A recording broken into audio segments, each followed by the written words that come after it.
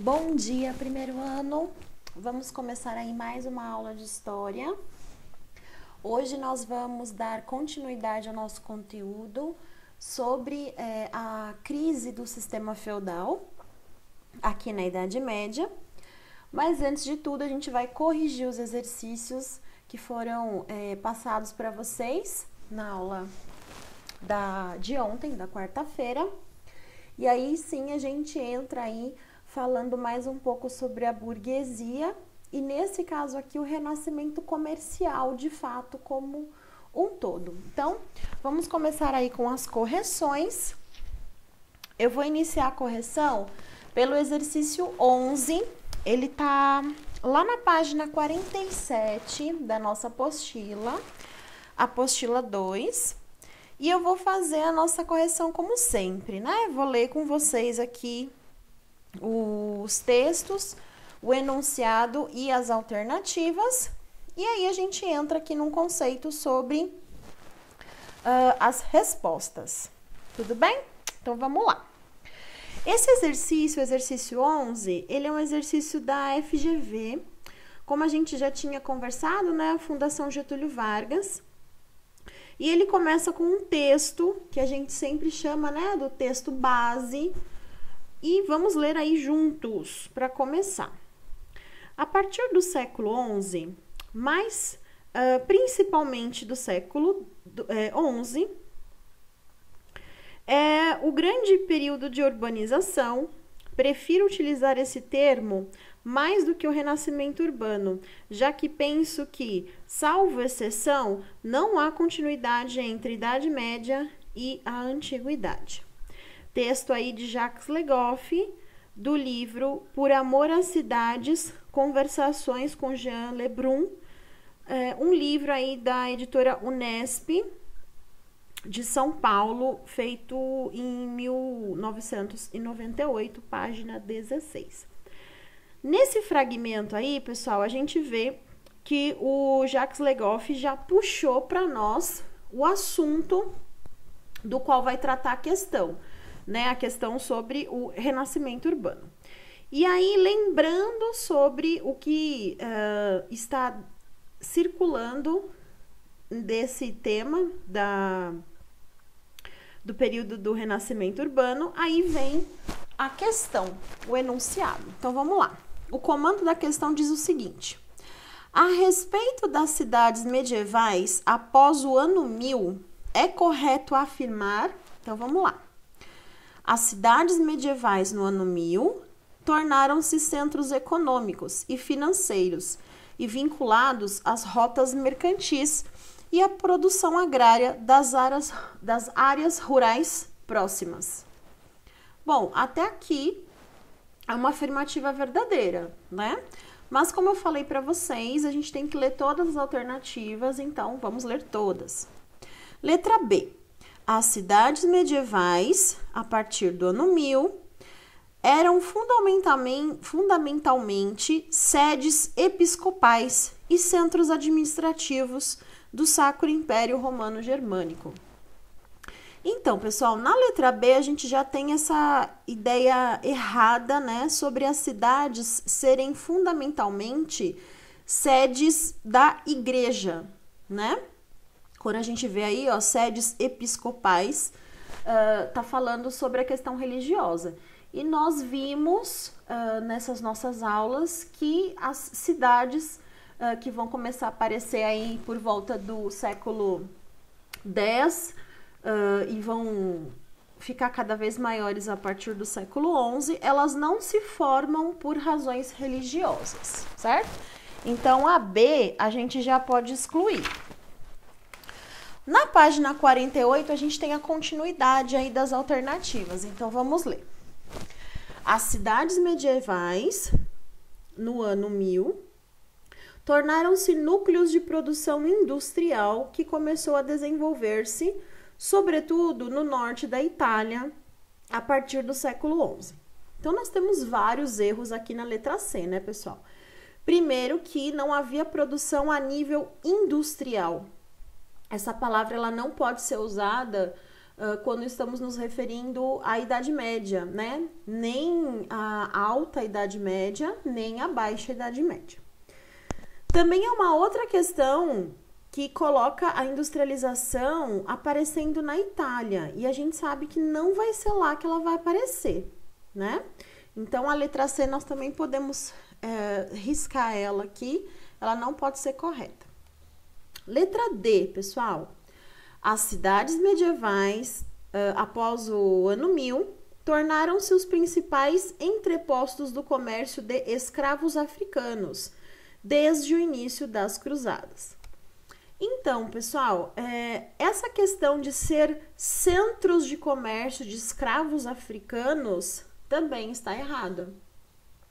Nós sabemos que durante a Antiguidade e grande parte da Idade Média, a escravidão ela não era feita por razões da cor da pele, né?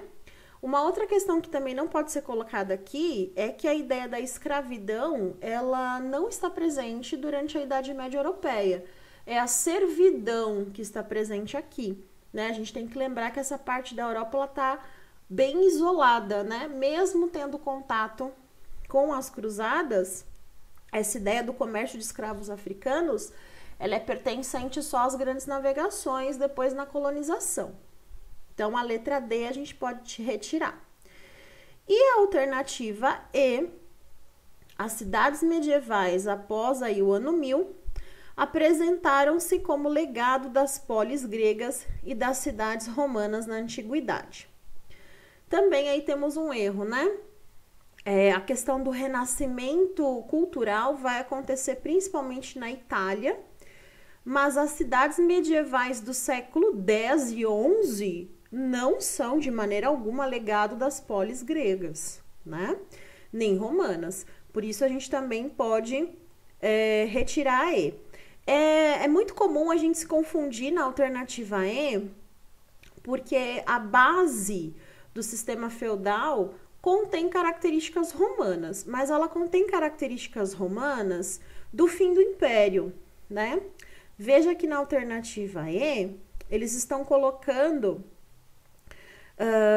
as cidades romanas ao lado das polis gregas. Portanto, eles querem que você pense nas cidades romanas no auge das polis, tá? Então, não, a E tá errada. A única verdadeira, então, na questão 11 é a letra A. Realmente, as cidades medievais vão se tornar aí centros econômicos e financeiros, já que é onde se encontra a burguesia, e eles vão estar vinculados às rotas mercantis. A gente vai ver isso ficando mais forte ainda durante os estados nacionais, que é o tema da nossa próxima apostila. E realmente eles vão estar ligados à produção agrária das áreas rurais próximas, porque essas cidades nasceram como burgos dentro dos feudos, e esses burgos estão ligados às terras feudais. Certinho? A próxima questão, pessoal, a ser corrigida é a questão 19. Ela tá lá na nossa página 50. Também é um exercício de vestibular nesse modelo aí do Enem. Tem um texto base, né? Um texto para ser lido. Então, nós vamos ler juntos e depois vamos responder aí essa questão. Então, vamos lá. No mundo dos séculos 12 e 13, o setor de produção é essencialmente agrícola e inscreve-se no contexto do modo de produção feudal. Esse modo de produção baseia-se na exploração da terra por camponeses submetidos a um senhor. O senhor vive da renda feudal que os camponeses lhe entregam, sejam em produtos, seja em dinheiro. Gostaria de fazer uma ressalva aqui, que os burgueses, em certo momento, estão ligados à terra, né? Lembrem-se que a gente falou sobre a questão da cobrança dos impostos. O senhor feudal acreditava que ele podia cobrar impostos dos primeiros burgos, já que eles se localizavam em terras feudais, né? Então, sim, vai haver tributos em dinheiro. Com o dinheiro dos censos dos camponeses e a venda de produtos da terra, o senhor adquire os bens de que tem necessidade e que aumentam durante o período em função do custo crescente do equipamento militar e da totalidade das despesas necessárias à chamada vida nobre. Os camponeses, por sua vez, para pagar a parte monetária de censos ao seu senhor e obter o mínimo de bens de que precisa e que ele não produz, compra e vende também ele no mercado. Texto também do historiador Jacques Le Goff, que eu já expliquei para vocês que é um grande historiador da Idade Média, do livro O Apogeu da Cidade Medieval, dessa vez da editora Martins Fontes, um livro de 1992, publicado em São Paulo, e esse texto aí está na página 55. Notem que ele foi adaptado, tá? Então, há um recorte aí nesse texto.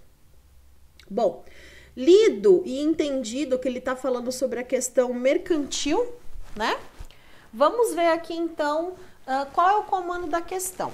O que eles querem da gente? Durante muito tempo, a historiografia considerou que a Revolução Comercial e Burguesa, iniciada já no século XI, constituía, desde logo, um fenômeno radicalmente alheio à lógica do feudalismo e levava à justa posição de dois sistemas econômicos e culturais distintos. Porém, análises como a de Jacques Le Goff indicam que o desenvolvimento comercial e urbano... Então, vamos entender aqui esse enunciado, esse comando. Ele está dizendo que realmente, antigamente, na historiografia mais antiga, sobre a Idade Média, dividia-se essa questão da formação do comércio, né? Então, a gente costumava dizer que no feudalismo não havia tido comércio, que esses dois sistemas econômicos não haviam convivido. Nós vimos, né, que, de acordo com as palavras do Jacques Le Goff, e na nossa aula de ontem, isso não é verdade. Foi um sistema que acabou surgindo simultaneamente com o sistema feudal, né? Então, vamos ler as alternativas e ver aí qual que está certa, né? O desenvolvimento comercial e urbano teve origem na profunda crise da produção agrícola do século XI, o que fez com que as áreas rurais se retraíssem e se tornassem dependentes do fornecimento de gêneros alimentícios de subsistência feito pelas cidades. Duas coisas estão erradas, né? Uma das coisas aqui é que, na verdade, houve um crescimento e uma inovação agrícola, né? Então, o campo jamais passou a depender, nesse momento citado aqui na alternativa A, de produtos feitos na cidade. Então, a gente já pode te retirar. Na letra B, o desenvolvimento urbano e comercial estabeleceu parcerias econômicas com o sistema feudal, mas rompeu, já no século XI, com as hierarquias típicas do mundo senhorial, tornando a cidade um espaço revolucionário no ordenamento da sociedade. Então, pessoal, parte dessa alternativa está correta. A gente sabe que realmente os burgos vão tentar se livrar, né, da administração feudal, e a gente viu que muitos vão conseguir, alguns pela guerra, outros pelas famosas cartas de franquia, que são a famosa compra da liberdade. Mas aqui, a alternativa B está dizendo que houve um rompimento entre essas duas maneiras econômicas de viver, né? O feudalismo e o comércio, já no século XII. Isso está errado, né? Nós vimos na aula passada que isso é um processo, e é um processo histórico que vai ser lento, vai demorar um pouco para isso acontecer, para que haja realmente a superação do sistema feudal e um crescimento rápido do comércio. A gente vai ver isso hoje, né? O crescimento rápido do comércio. Então, a B a gente pode retirar. A C diz que o desenvolvimento urbano e comercial estabeleceu um mercado regido desde os primeiros momentos de sua existência pela lei da oferta e da procura, ou ainda da livre concorrência, apesar da estreita proximidade com o mundo rural e feudal. Gente, essa questão tá super errada, né? Porque a ideia da lei da oferta e da procura e da livre concorrência, ela só vai aparecer no liberalismo lá próximo do século XVIII, e mais precisamente no século XIX, com o Adam Smith, né? E essas teorias são fruto do iluminismo do século XVII e XVIII. E aqui a gente está falando sobre o século XII e XIII, né? Então, não. Outra questão que a gente tem que colocar aqui é que os comerciantes trabalhavam nas corporações de ofício, onde não havia essa liberdade, né? As corporações de ofício faziam uma manutenção e uma igualdade, digamos assim, né? Dos preços e das regras dessas produções e dessas vendas, né? Então, a C não tem como ser. Na próxima página, a gente tem a última alternativa, né? Ficou meio óbvio agora, né? Sobrou só ela. Então, é a alternativa D, mas eu vou ler com vocês pra gente ter certeza aí. Vamos lá. O desenvolvimento urbano e comercial pressupunha que a cidade encontrou o seu lugar no sistema feudal e formou com ele, não como aliada, mas como parte integrante, uma relação de simbiose, que será chamada pelos historiadores de sistema feudo-burguês. É o que a gente vai ver hoje, tá? Essa nomenclatura. Mas nós já vimos o que essa alternativa está falando na nossa aula passada. Então, realmente, os burgos vão conseguir uma maneira de coexistir, né? Realmente vai haver essa relação simbiótica entre o feudo e o burgo. Bom, certinho, pessoal? Vou pôr aqui o meu certinho na 19. Ela está corrigida. E agora sim, nós vamos passar para o conteúdo dessa aula. Vou pôr o tema aqui para vocês. Nós estamos falando aí sobre a crise do sistema feudal. Estamos na parte 7, aula 55.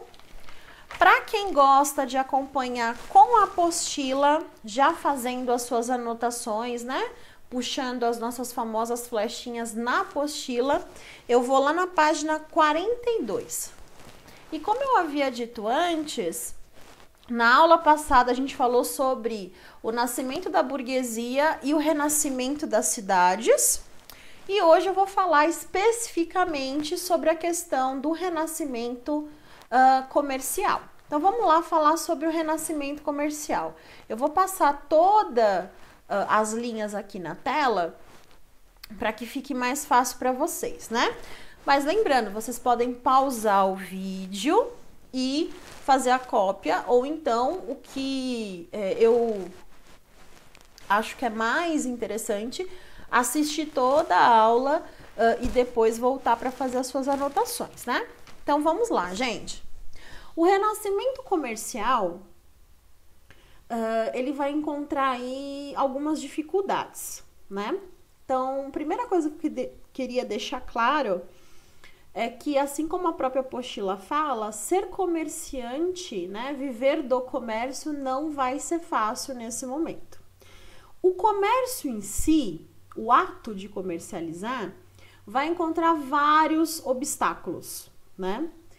E nesse primeiro momento do renascimento comercial, a gente vai ter uma lentidão muito grande por causa das dificuldades, né?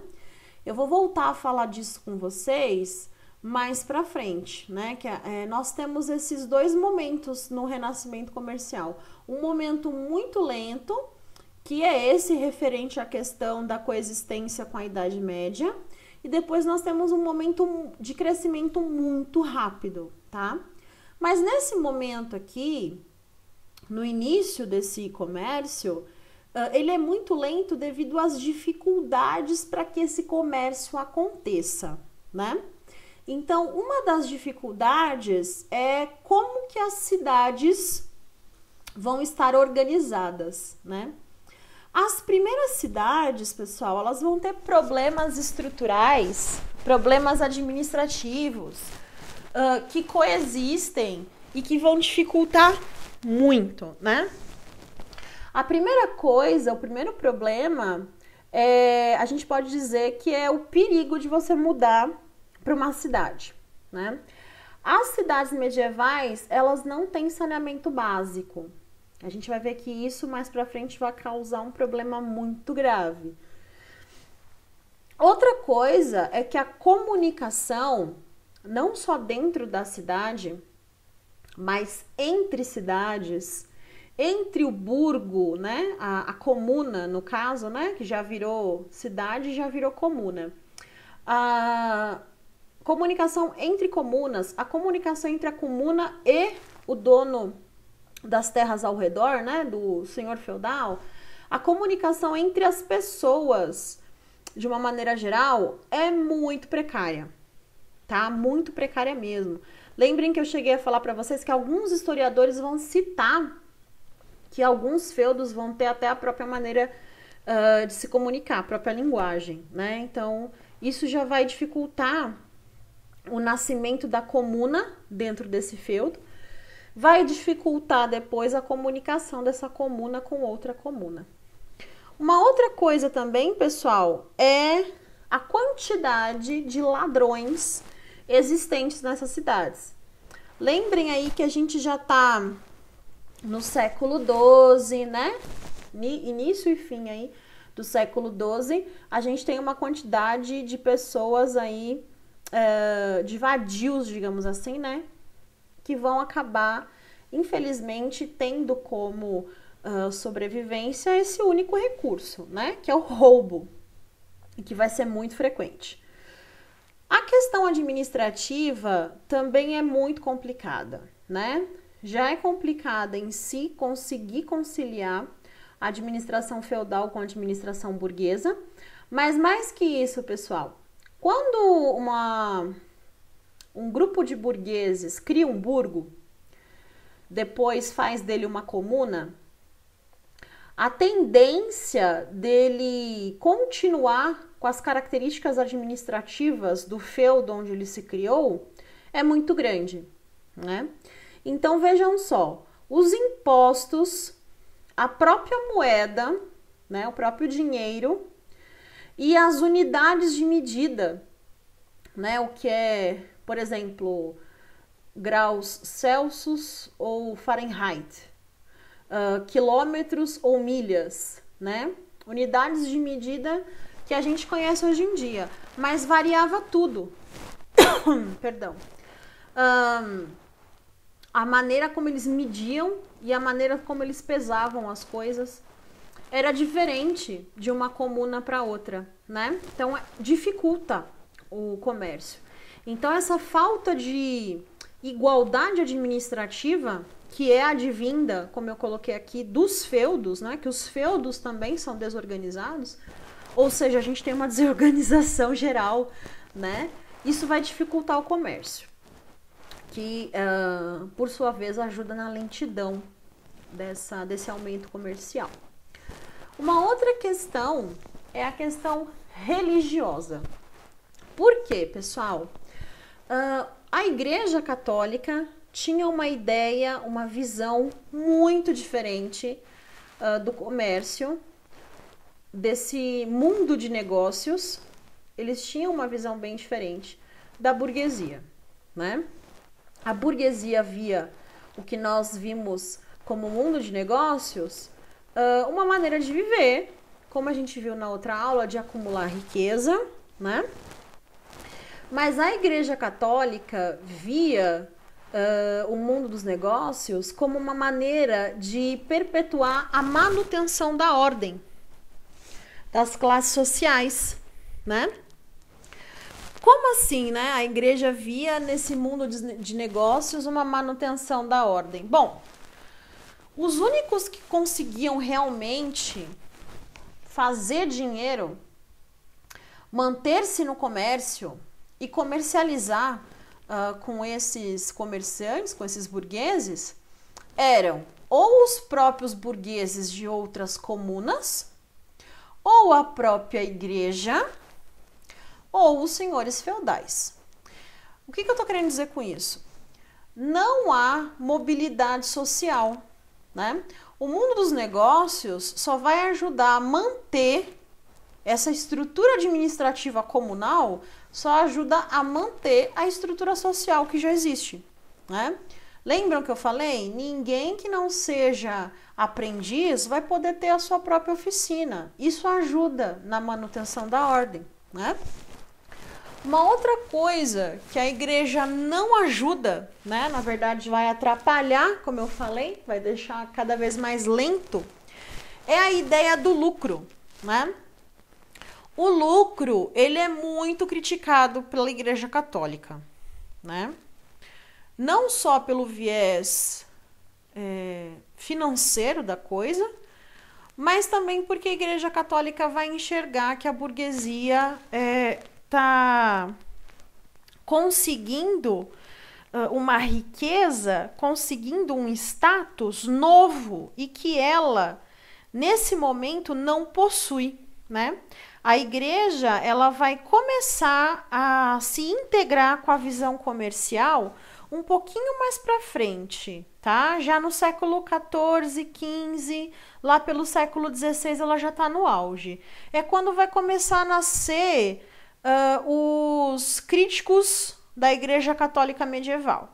Estou falando de Martinho Lutero, de Calvino, né? Que vão criticar a situação da Igreja Católica em também querer acumular dinheiro. E é aí que, olha que interessante, é aí que os burgueses vão mudar de religião. Não vão querer mais ser cristãos, vão querer ser protestantes, porque esses homens que criticam a igreja não vão condenar o que a igreja condena, que é a usura. A usura, ela é você emprestar dinheiro a juros. É você ser um agiota. Isso era considerado pecado, né? Você emprestar dinheiro e cobrar uns juros por isso era, assim, revoltante para a Igreja Católica. Coisa que depois ela vai ter que repensar, né? Porque ela vai perder muitas pessoas. Vejam como tudo tá ligado. Ela vai perder uma quantidade muito grande de fiéis porque eles vão migrar para outras religiões. Bom, temos então aqui duas grandes questões que fazem com que a lentidão desse comércio seja muito grande, né? É por isso que na aula passada eu quis deixar bem claro para vocês que essa ideia do comércio, como nós enxergamos hoje, ela vem de um processo bem lento. Mas como eu também falei agora para vocês, nós temos o momento em que o comércio vai ter um crescimento muito grande, vai avançar muito rápido. Como a própria apostila colocou para nós, ele vai caminhar a passos largos, né? E vai dar origem aí a dois tipos de vida bem diferentes. Então, vamos lá. Como que o comércio vai avançar? Como eu falei, de uma maneira lenta e depois de uma maneira bem rápida, né? Como que isso acontece? Acontece, pessoal, por algumas ideias e alguns fatores históricos que nós vamos ver mais para frente, que são as famosas crises do século XIV, que vão mudar um pouco a maneira de pensar das pessoas, né? Então, aí sim o comércio vai começar a caminhar um pouco mais rápido. Mas o que é fato nesse momento da história é que nós temos duas maneiras de viver, duas maneiras de pensar no que é riqueza, e elas convivem de maneira simultânea. Existe essa convivência simultânea entre o burgo e o feudo, né? A gente tem, de um lado, a cidade, que é extremamente dinâmica, né? Como a própria apostila coloca para vocês. Ela vai ser o símbolo da riqueza, O mais interessante que eu falei na outra aula, uma riqueza móvel que você pode carregar. Lembra que eu falei? Você não consegue carregar um feudo, né? Por outro lado, o feudo, que também vai coexistir, ele é uma outra maneira de pensar, né? Ele é o quê? Ele é agrário, ele é rural, ele não tem mobilidade social, né? Tudo bem que no burgo existe uma chance, tá? Existe uma chance. Se o mestre te pegar para ensinar, você tem essa chance. É muito pouco provável? É muito pouco provável. Mas ela existe. Ela é bem diferente do feudo. O feudo é inexistente, essa mobilidade social, né? O símbolo do feudo, da prosperidade, da riqueza, é a própria terra, né? E no burgo não é assim, né? O símbolo da riqueza para o burguês é justamente o ouro, né? O dinheiro. Então vejam só, pessoal, a gente tem um conflito aqui. A gente tem dois mundos em conflito, dois mundos que se chocam. A gente tem um mundo novo nascendo e um mundo velho morrendo, né? Essa transição do mundo novo tomar o mundo velho por completo, ela vai ser lenta, tá? O comércio tem as duas fases, mas a transição de uma vida, de uma maneira de pensar e de uma administração total do feudo para o burgo, essa é lenta, né? E a apostila traz para nós a ideia colocada pelo pensador italiano, o Antonio Gramsci. O Antonio Gramsci é que diz que essas transformações históricas que estão também incutidas aí, transformações sociais e transformações econômicas, elas são momentos da história que são de extrema complexibilidade, né? Você está mudando tudo, tá? Não é só o comércio que vai ficar devagar ou lento. Não se trata só disso nesse momento. Se trata de você mudar aspectos sociais, econômicos, filosóficos, religiosos, comerciais de toda uma civilização. E esses, sim, são momentos históricos, transições históricas extremamente complexas. Eu gosto muito de uma frase que a apostila trouxe para nós, eu achei muito bacana, que o Gramsci diz que é um momento delicado porque o velho, que é o feudo, não morreu, mas o burgo também não está pronto, ele não nasceu por completo. Lembra que eu falei? As cidades têm problemas a serem resolvidos. Então é muito difícil, é muita complexibilidade nesse momento de transição, né? E olha só que interessante, os burgueses, de fato, eles só vão ter uma vitória, digamos assim, como a própria apostila coloca para vocês, durante as famosas revoluções burguesas e revoluções industriais. Então, a burguesia, ela só vai conseguir sair do seu status de terceiro estado, né? E migrar aí para uma possível participação política. E aqui eu faço um parênteses que vai ser a busca incessante da burguesia no início da Idade Moderna, participação na política. Eles só vão conseguir isso com as revoluções burguesas, né? Por exemplo, a Revolução Francesa. E depois com as revoluções industriais, principalmente a primeira revolução e a segunda revolução industrial, que vão acontecer lá na Inglaterra e depois vão minando, vazando para a Europa, a Ásia e América. Certinho?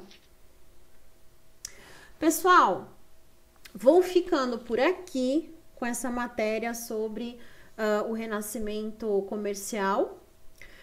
Para a próxima aula, vocês vão ver que eu estou deixando, né, alguns exercícios para vocês. Estou pedindo a releitura do capítulo, porque na próxima aula nós vamos fazer um mapa mental, tá? Deixo aqui também, se vocês tiverem dúvidas, por favor, deixem nos comentários. E aproveitando que eu estou falando dos comentários, venho lembrar vocês aqui para deixarem a presença de vocês ali nos comentários também, tá? Não esqueçam de deixar aí o comentário do presente, certinho? Então, eu espero que vocês tenham gostado. Nos vemos, então, na segunda-feira. E tchau, tchau!